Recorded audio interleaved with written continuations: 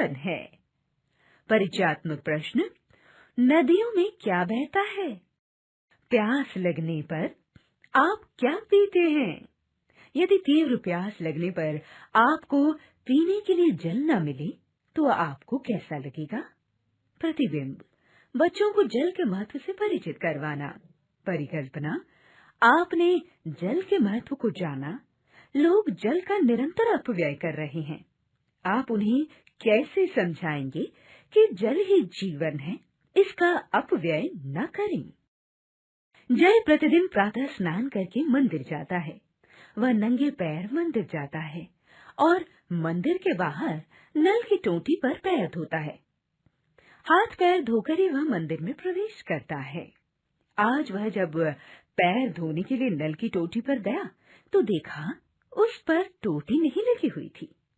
पानी लगातार पाइप से निकल रहा था। इस प्रकार पानी का अत्यधिक अपव्यय हो रहा था। उसने उसी प्रकार बहते जल में हाथ धोकर मंदिर की ओर जाते एक व्यक्ति से पूछ ही लिया, अंकल, इस पर टोंटी क्यों नहीं है? बेटा, रात के समय कोई उतार ले गया, उस व्यक्ति ने उत्तर दिया। उसने किसी प्रकार पैर धोए और मंदिर में देव प्रतिमाओं का दर्शन लाभ लेकर घर चला गया। घर जाते ही उसकी मम्मी ने कहा, बेटा, बाथरूम की टोंटी टपक रही है, जल व्यर्थ ही बह रहा है, उसके नीचे बाल्टी रख दे जिससे जल का अपव्यय न हो। मैंने प्लम्बर को फोन कर दिया है, वह दोपहर तक आकर टोंटी बदल देगा। जय को मम्मी का जल के अपव्यय के प्रति गंभीर भाव रखना बड़ा अच्छा लगा। पिछले सप्ताह 2 दिन तक जल निगम द्वारा जल की आपूर्ति रोक दी गई थी। तब घर के सारे बर्तन पानी से भरकर रख लिए थे। पड़ोसी अपने घर में पानी खत्म होने का रोना रोकर आधा पानी ले गए थे। तब सभी को एक एक बूंद पानी का महत्व समझ में आ गया था। पिछली गर्मियों की छुट्टियों में पड़ोस में सीमा आंटी के यहाँ मेहमान आ गए थे। दोपहर का समय था और उनके घर ठंडा पानी नहीं था। तब वे उनके फ्रिज से बर्फ व पानी की बोतलें लेकर गई थी।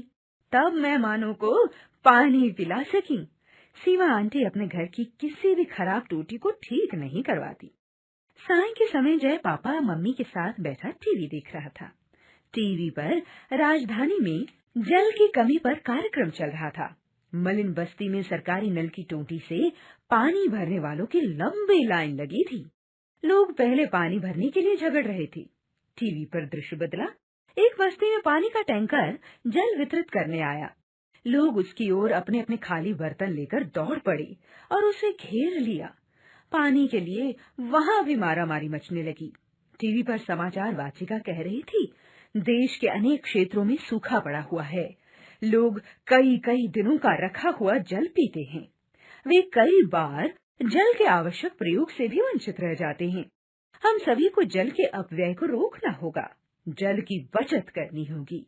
यदि धरती पर जल न रहा तो चारों ओर रेगिस्तान दिखाई देगा। हरियाली के अभाव में पशु पक्षी भी न रहेंगे। जल प्रदूषण को रोकना होगा। नदियों के जल की शुद्धता को बनाए रखना होगा। यह प्रयास अभी से करना होगा। पापा, लोग क्यों जल का अपव्यय करते हैं? वे क्यों सारी नदियों को प्रदूषित कर रहे हैं? क्या जल के बिना जीवन संभव रह सकेगा? जय ने अपने पिता से पूछा।